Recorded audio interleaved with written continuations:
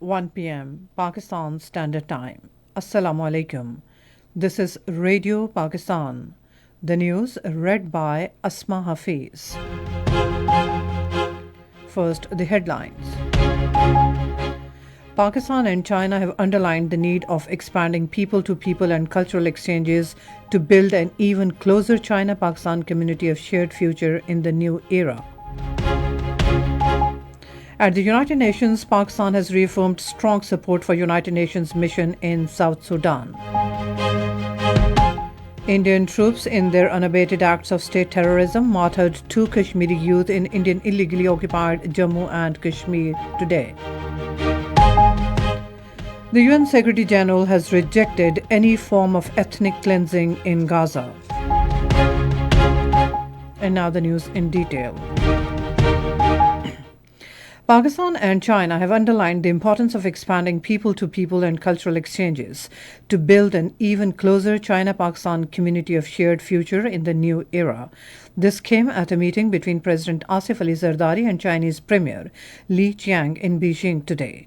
The two sides discussed the high-quality development under CPAC-2 with a focus on deepening cooperation in renewable energy, science and technology, infrastructure and agriculture sectors to further advance shared progress and common prosperity. They also discussed the opportunities to enhance trade and economic cooperation through business-to-business and private sector linkages. An anti-corruption court judge, Sardar Iqbal Dogar, announced verdict in Ramzan Sugar Mill's reference in Lahore today. The court, in its verdict, acquitted the Prime Minister Shehbaz Sharif and his son Hamza Shehbaz Sharif in the instant reference.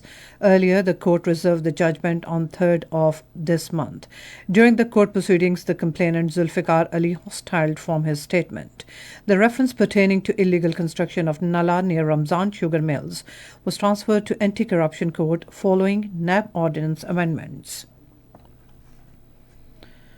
The government has taken significant steps to promote foreign investment in the country with the support of Special Investment Facilitation Council.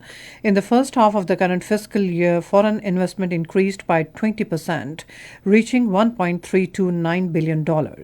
In addition to significant investments from Hong Kong, the UK and Switzerland, China accounts for a notable 40% of the investment. Pakistan's ambassador to the United States, Rizwan Saeed Sheikh, has emphasized significance of according primacy to diplomacy in resolving global issues, including the long-standing Kashmir dispute. He was speaking at a seminar organized by Pakistan's embassy in Washington, D.C., in connection with Kashmir Solidarity Day.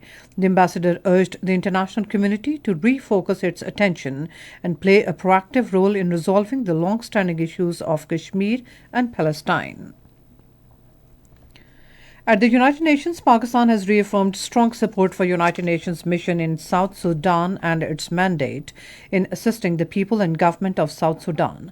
The resolve was expressed by the Pakistan's permanent representative to the United Nations, Ambassador Munir Akram, in a statement during a briefing on South Sudan at the UN Security Council. The Pakistan UN envoy acknowledged the decision to extend South Sudan's transition period by 2 years, with elections now scheduled for December 2026. The UN Secretary General Antonio Guterres has rejected any form of ethnic cleansing in Gaza. Talking to the UN committee meeting, he urged for upholding international law. Reiterating the UN's full commitment to the inalienable rights of Palestinian people, Guterres called on the international community to work toward preserving unity and integrity of occupied Palestinian territory and recovery and reconstruction of Gaza. Indian troops, in their brazen acts of state terrorism, martyred 2 Kashmiri youth in Indian illegally occupied Jammu and Kashmir today. According to Kashmir Media Service, the youth, who was a driver, was martyred after Indian troops fired on his truck on Srinagar-Baramulla highway. In another incident, Indian troops arrested a youth, Makhan Dain, in Katwa district and then martyred him. And now cricket. The Tri-Nation One-Day International Series featuring Pakistan, New Zealand and South Africa will commence from Saturday. The opening match between Pakistan and New Zealand will be played at Gaddafi Stadium, Lahore. The match will start at 2 p.m. Pakistan Standard Time. And that's all from the newsroom. For more news and analyses, log on to our website radio.gov.pk and also watch live video streaming of our bulletins on the link facebook.com/Radio Pakistan News Official.